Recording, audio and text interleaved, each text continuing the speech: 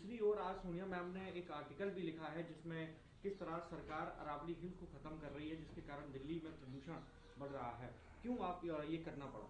देखिए, जिस तरह से दिल्ली के अंदर हवा जहरीली हो गई है, तो अब इसकी का सहारा है कि कम से कम सेहतमंद तो रहें, सेहत तो हमारी कायम रहे।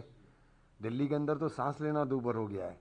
मेरी रात को भी आँख खुल गई, मुझे अजीब सफोकेशन हो रही थी बहुत ज़्यादा। हालांकि मैं विंडो खोल करके सोता हूँ, उसके बावजूद बहुत ज़्यादा सफोकेशन थी।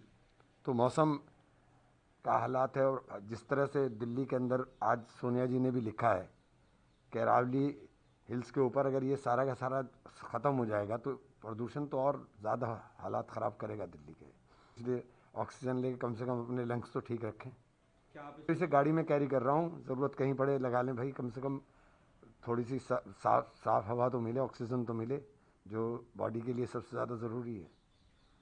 सर, इसके अलावा राजनाथ जी ने एक बयान दिया। उन्होंने कहा कि जो नेहरू जी हैं वो बाबरी मस्जिद बनाना चाहते थे, लेकिन सरकारी खजाने से, जिसका विरोध पटेल साहब ने किया। सरकार के अंदर है, कोई दस्तावेज दे दें। हमारे पास दस्तावेज हैं कि सरदार पटेल ने इनके जो पेरेंटल ऑर्गेनाइजेशन है, जो विचारधारा है, उस विचारधारा के विरुद्ध जो पत्र लिखा था और उसके अंदर उसको बैन किया था, वो डॉक्यूमेंट्री एविडेंस है। तो ये ऐसी बात मत करें। सरकार के अंदर शामिल लोग अगर इस प्रकार की बातें करेंगे और इस प्रकार का झूठा नैरेटिव देश के अंदर फैलाएंगे तो ये बहुत ही दुखदायी है। आज पार्लियामेंट सर तीसरा दिन है। एक तरफ आप लोगों को, जो आप लोग मांग कर रहे थे, चर्चा की जाए एसआईआर को लेकर, सरकार की ओर से उस बात को ही मान लिया गया है। क्या कोशिश रहेगी आप लोगों की कि इसमें क्या क्या मुद्दे आप लोग उठाएं, और क्या आप लोग जो बीएलओ, जो जिन लोगों की मृत्यु हुई है, क्या उनको उनकी बात, उनके परिजनों की बात भी आप कोशिश करेंगे कि पार्लियामेंट में रखी जाए? बिल्कुल रखी जाएगी।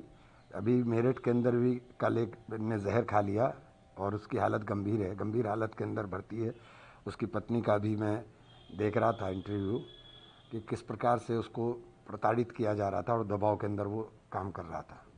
सर, फॉर्मर अधिकारी हैं मोहम्मद के मोहम्मद, उन्होंने एक बयान दिया। उन्होंने कहा कि मुसलमानों को ज्ञान भारती मस्जिद जो है उसको दे देनी चाहिए ताकि भविष्य में और कोई विवाद ना हो। ऐसे बेवकूफ़ लोगों के जो बातों का मैं जवाब नहीं देता। मदनी साहब लगातार अपनी बयान दिया था सर जिहाद शब्द को लेकर।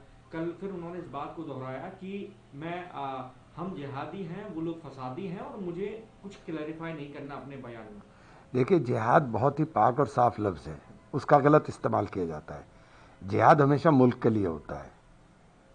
जिहाद मुल्क के अंदर जो हालात हैं, उन हालात के मद्देनज़र मुल्क के लिए होता है, मुल्क के खिलाफ जिहाद नहीं होता है। एक आनंद रेड्डी जी ने एक बयान दिया है जिसमें उन्होंने कहा कांग्रेस पार्टी 140 साल पुरानी है पार्टी है, इसके अंदर अलग अलग तरीके के माइंडसेट है। साथ में उन्होंने हिंदुओं की जो भगवान हैं उनका जिक्र करते हुए कहा कि कितने भगवान हैं, कोई नॉनवेज खाता है, कोई वेज खाता है, कि किसी ने 2 शादी की है। इसको लेकर काफ़ी विवाद बन रहा है। रेवंत रेड्डी से माफ़ी की मांग की जा रही है। पता नहीं उन्होंने क्या बयान दिया, लेकिन इस तरह के शब्दों को देख करके तोल करके बोलना चाहिए जिससे किसी